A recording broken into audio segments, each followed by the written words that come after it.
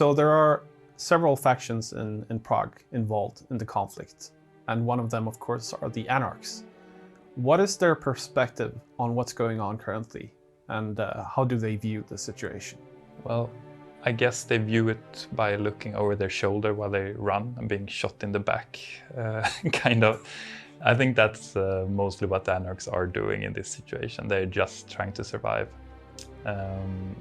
Their leadership, in the case they had a leadership, but the representatives that were taking part of the negotiations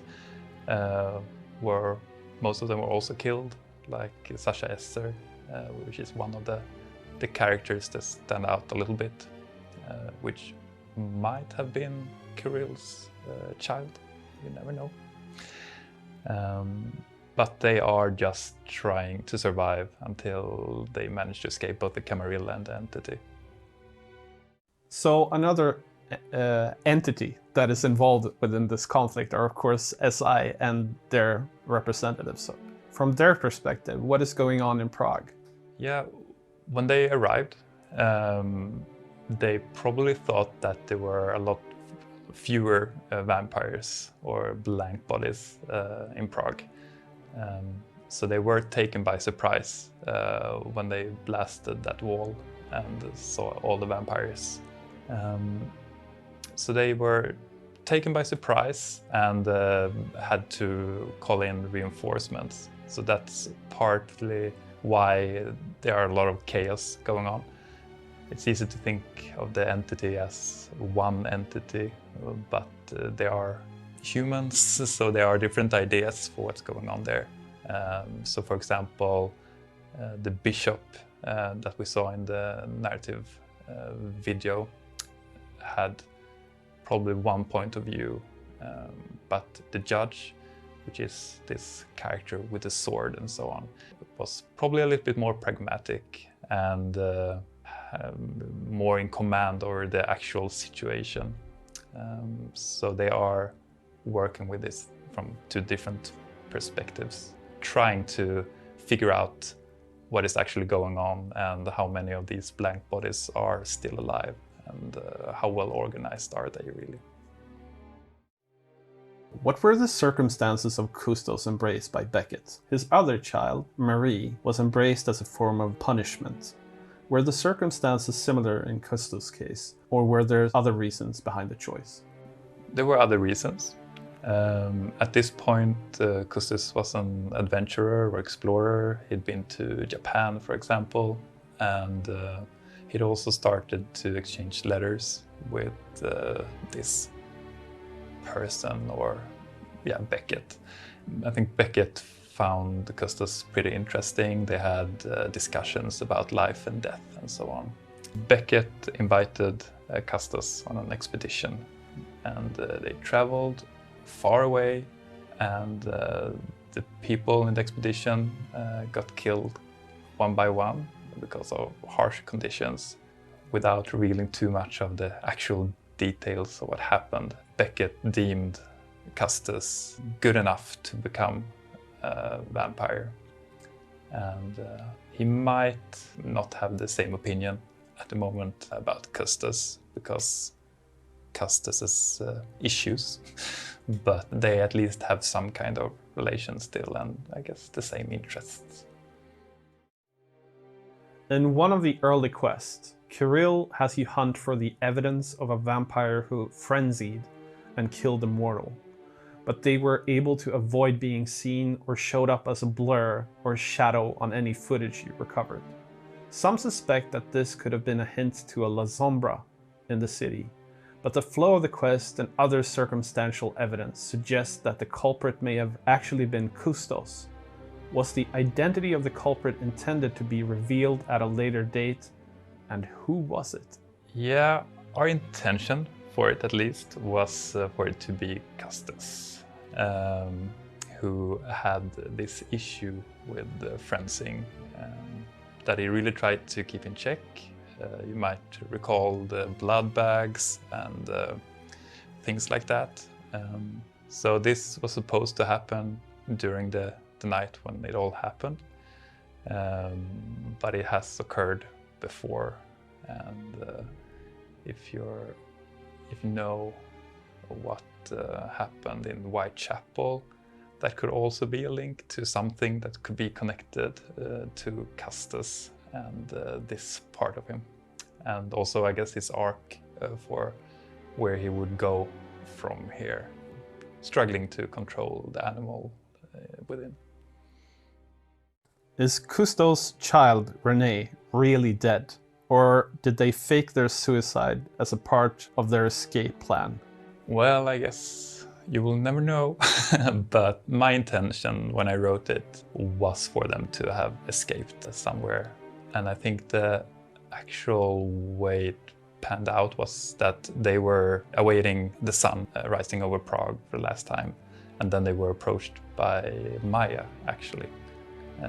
That gave them a way to escape, and maybe they ended up in Berlin or someplace where they probably got killed anyways, but at least they survived Prague.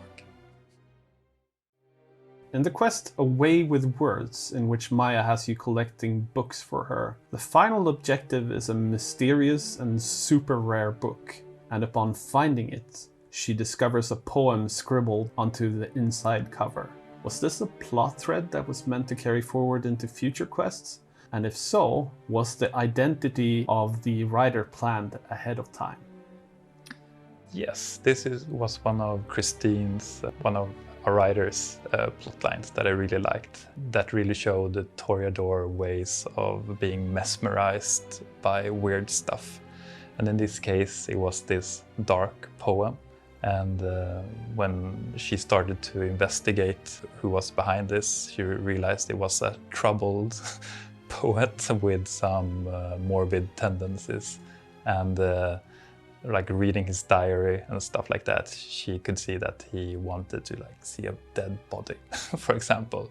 And then Maia could fix that and see to that he got to see that and get more poetry out of it. So that was a way of showing, I mean, she's to a large degree a goody two-shoes character, but the darker side of her, that she is also influenced by the beast and not that good, actually.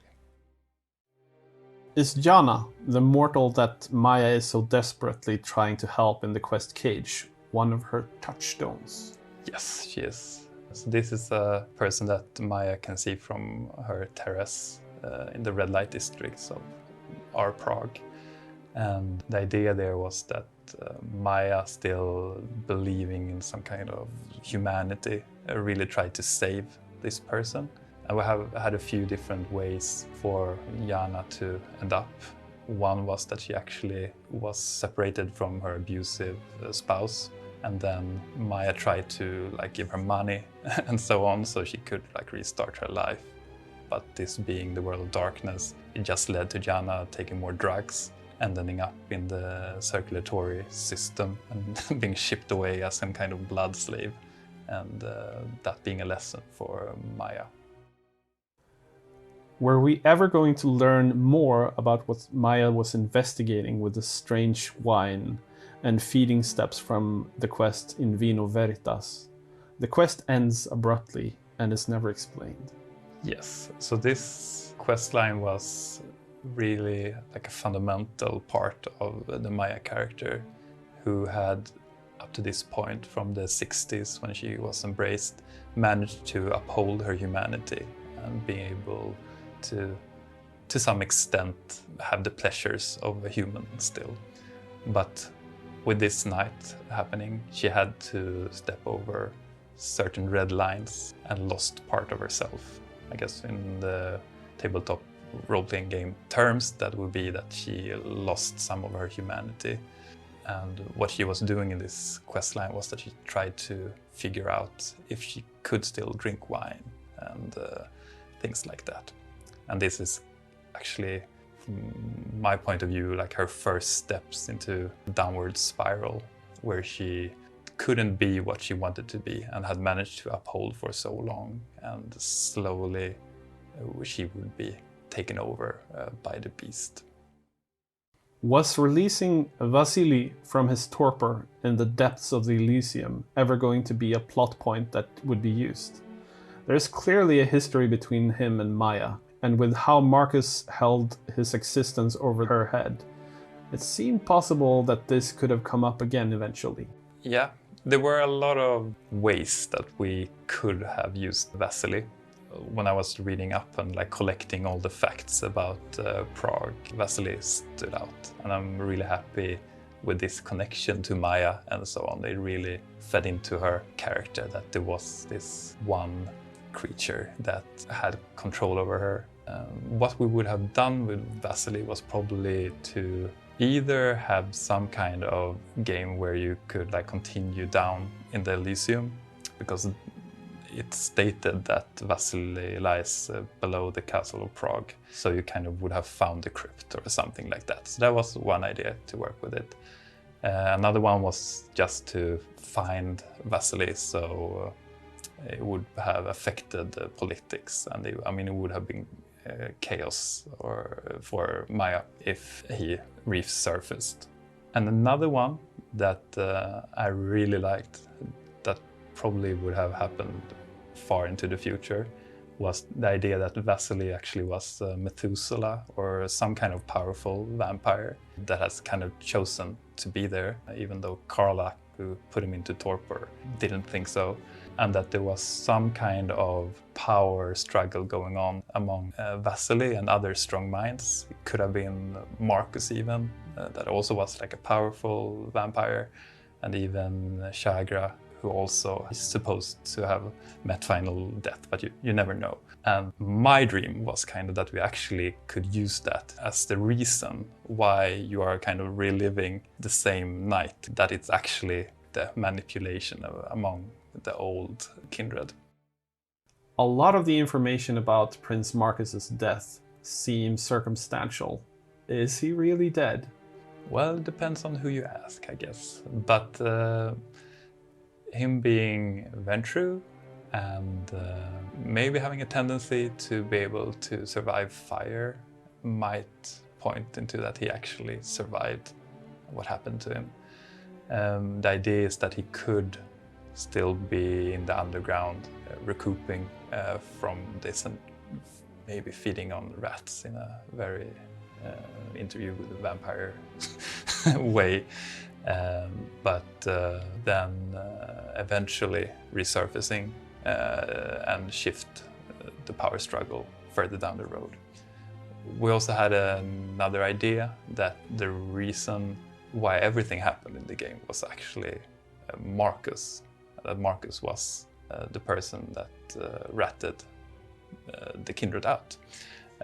So when the attack happened, he was the one who had been in contact with the entity in a very Camarilla way, pointing them towards his enemies. And the reason for this was that he had felt that he had achieved so much power in becoming the Prince of Prague, but he was not happy and content just with that. He wanted to move up in the Camarilla, but he needed some kind of tool for that.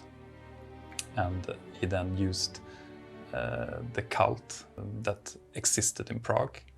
When you play the game, you can see those bots being cultists, and those kindred he would then use to manipulate the Camarilla in different ways. So there was a lot of ideas for Markus, and I think he would have ended up, well, I mean, all vampires are dead, but alive in a vampiric way. Is the person who betrayed Prince Markus one of the Elysium NPCs, or someone we haven't seen? You never know. It could be one of the characters in Elysium, but from our point of view, the person that actually betrayed Markus was the priest in the church where he was locked in, who was an ally of Markus. But I would also say there was probably a chain. This priest being Christian and the connection with the entity also being Christians, that there was a link there probably between them. and you never know how high that link goes, if it went all the way up to the Pope even. No, I'm just kidding. Is Kirill's sire Ekaterina the Wise? Yes, she is. This means that he's also the brother of Christoph, which we never touched upon, really. But she picked him up during the Hussite War, where Kirill was a good fighter. And I think the idea was for him to get badly wounded, and then this was kind of his way out of it. And also, I guess, his first step into his trouble with awesome women. In a clue that was added in the December update, it was revealed that someone had been manipulating Kirill and his gang for ages, and that if he would find out, it would be enough to shatter his loyalty to the Camarilla. And there was a quest line that could have continued there, but what were your plans and fleshing out, or what were some alternatives that you worked on continuing the information on that line of quests? Well, Kirill has a lot of enemies, and so there could be a lot of different people or kindred behind this. So one way we thought about it was to focus on his former lions, especially Lei, that he put in torpor as a joke, and then she was gone. But this would have been her return, kind of, to get revenge on Kirill. There's also more general, I guess, political game with higher-ups in the Camarilla that saw that they could use Kirill as a tool in whatever geopolitical games they were playing. And I think that is the thing, that he's a strong believer in his own ways, and if he would realize that those ways wasn't his, but someone else's that was manipulating him, and he had been bashing on the Anarchs for ages, and the Camarilla was the ones that forced him to do it, or manipulated him, then he would have nowhere to turn.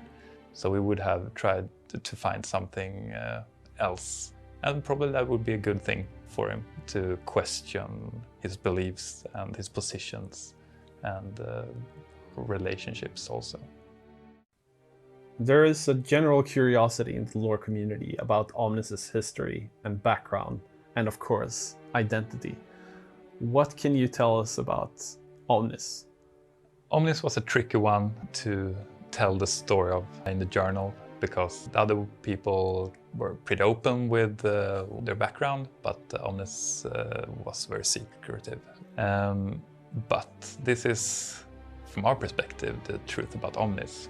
They grew up in East Germany and became part of the Stasi as an agent, and working with early hacking, like phreaking and so on. But Omnis realized that they were maybe going too far with what they were doing, and also stumbled upon some early version of Shreknet, the Nosferatu network internet, and tried to go after that. And then their to-be Sire lured Omnis into meeting them, and kind of wanted to punish Omnis by turning them into a vampire. But it was not a punishment for Omnis. It was something that Omnis could become something else than just a mere human. And this is where they continue with the computers and working with Shreknet. And then when Shreknet was shut down or got its issues, then Omnis got this invitation from Markus to continue this work, working with the internet and other networks, although Camarilla had kind of put a ban to it, but under Markus' protection, Omnis could continue in Prague.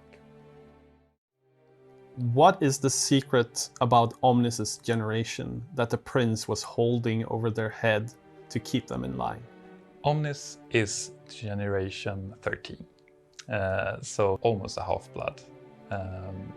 And being Generation 13, and also being embraced, I think it was in the 80s, makes them pretty weak. So the only way for Omnis to actually have power and survive in this world of the kindred, then they need to find a political way or work with the group and so on, which is exactly what Omnis did.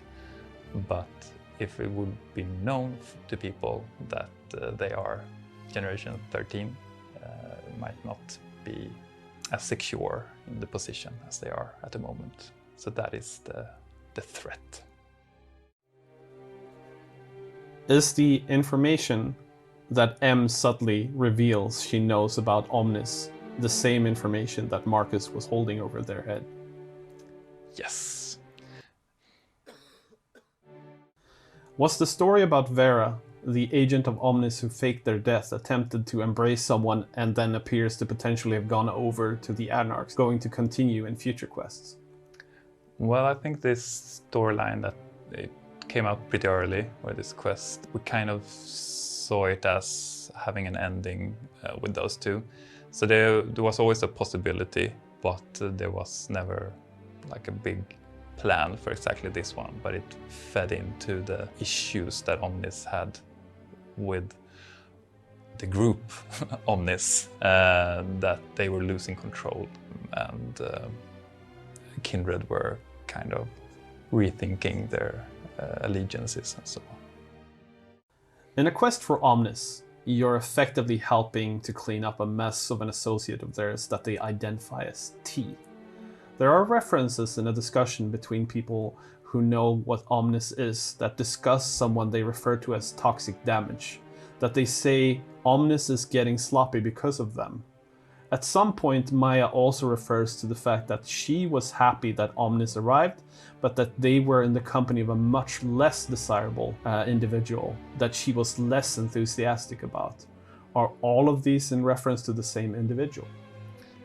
No, they are references to different individuals, actually. So toxic damage was the touchstone for Omnis in the tabletop role-playing game terms, and actually the grandchild of a couple that he basically destroyed, and this is kind of the effect of what Omnis's actions led to. And toxic damage is a very toxic person that causes a lot of damage, and but a weak spot for Omnis, some kind of redemption for their past. The other character was something connected to a game feature that we thought could have been interesting, where we had more NPCs in the Elysium, and we wanted this Nosferatu character in Elysium that was always like peeking around the corner up from the Omnis basement up to the bar where Maia was. And the idea was that this character had some kind of crush on Maia, and she really disliked this Nosferatu. So that was the other character. So we have this character M, who just recently became the Prince of Prague.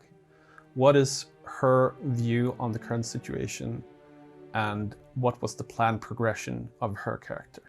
Well, we put her in the place as a prince because it was a good place in case we couldn't add more narrative to the game. And also a nice ending to it, if because we had Markus and now his child took over the role. But she doesn't want to be prince. She hates Prague, and she knows that the way she managed to manipulate her way up in the top, she's probably pretty proud of what she did, but she also knows that she's hanging on a thin thread towards the Camarilla with what she just did, producing false documents and proof of her being the right or the correct prince. So I think she's kind of terrified. She knows her day might come pretty soon. And more than anything, I guess she would just want to leave Prague and go back to the US, which was kind of what she tried to do the night of the attack. Just leave everything. But, well, sometimes you manage to leave and sometimes you become the Prince of Prague. So in the Tremere update, we introduced, of course, the clan Tremere, but there was the absence of one member, namely Quilla, a member of the Primogen. Can you tell us more about Quilla and her character, and what were the plans for her, so to speak? Yeah, Quilla, I guess we didn't see her much or read about her much or hear about her, but she was in the Tremere chantry that existed in Prague, and being both the leader of House Quilla was the idea, and also one of the oldest in the Primogen of Prague. Not very pleasant to be around, because she was only interested in the magic, and but the other Primogen trusted her. I'm not sure if they should, but they probably did. And her background is, for anyone who Googles Quilla, they will stumble upon the moon goddess of Quilla from the Inca. And she actually comes from the Inca. She was about to be sacrificed, but was picked up by a vampire who arrived with the conquistadors, and kind of became this deity of Quilla, or lived in a temple while everything was happening in South America. And then she decided to go to Europe, where she could learn even more magic than just the Inca magic and the stuff her Tremere Sire could teach her. And joined the Tremere as one of their scholars, focusing on that, trying to stay out of the politics. And I guess that's kind of why people are still flocking to her with everything that happened with the pyramid and so on. More about Quilla, because she's an interesting figure. What is going on currently with her? She didn't show up after the Tremere update, but what is she up to? Well, she's doing what she usually does, studying. And she has her house and her supporters that are just there to help her from her perspective. She doesn't really care about people or other kindred, but they are interested in what she's doing. And I would say that she was still in the chantry. She locked the doors, didn't want to partake in what was going on, and just continued to maybe tackle this Second Inquisition issue in the long run. Didn't really care about the entity. She's encountered Inquisition before, being that old, and it's just the same stuff. But the idea was for Omnis wanting her to come out in order to lessen the power of M, because Quilla was like the only big powerhouse that could affect M at the moment. So she probably would have popped up sooner or later in the Elysium, even though she didn't really want to. What are some of the story hooks that would have been used for adding new clans to the game? Some, being tried and true members of the Camarilla, are obviously a little easier to explain, but when it comes to some of the clans rarely seen in the sect, or ones that are historically very, very rare in the city, such as the Gangrel, what were some of the potential plans for explaining their entrance into the conflict? Well, I think from the get-go we had a pretty flexible view. I mean, both the Brua had their divide within the Camarilla and Anarchs, and Custos is a Gangrel, for example. So we had a flexible way to work with stuff. And Story hooks, I would say, would probably be connected to gameplay features. So for the gangrel, for example, I guess we could have added werewolves, if one can dream, in an update, and use that to kind of contextualize what was going on in some way or another. The Second Inquisition and the Entity, they are, I mean, a threat to all vampires, so you can always join up to fight a common enemy. And I think for like Banu Hakim and maybe even like the Ministry and so on, we could have had like an ambassador or just one character that could have represented the clan in Prague. So we would have been able to find ways, I think, and always build on the city, because there are parts that you didn't know about that we could show. There's an interest in the clan Malkavian and what they could have been up to in the city of Prague and how we would have introduced them. Could you tell us a little bit about the potentials for this clan? Yeah, there are a few mentions about the Malkavians in the game, and I think the biggest one is at the slaughterhouse, that there's a connection to the circulatory system and the blood trade that's going on with certain flavors of blood. And the Malkavians are kind of running that business in V5. So it probably would have been connected to that in some sense. We had this idea for a character called Abraham. He came from South Africa, and then he had moved around a lot and ended up in Prague eventually. And he was tied to two other creatures, one human in an asylum and another Malkavian that tried to hunt the human. And at certain times they swapped consciousness through the madness network in some way. So there was like some kind of triangle going on where he tried to save the mortal and trying to figure out where this person was. So that would have been a great thing to explore.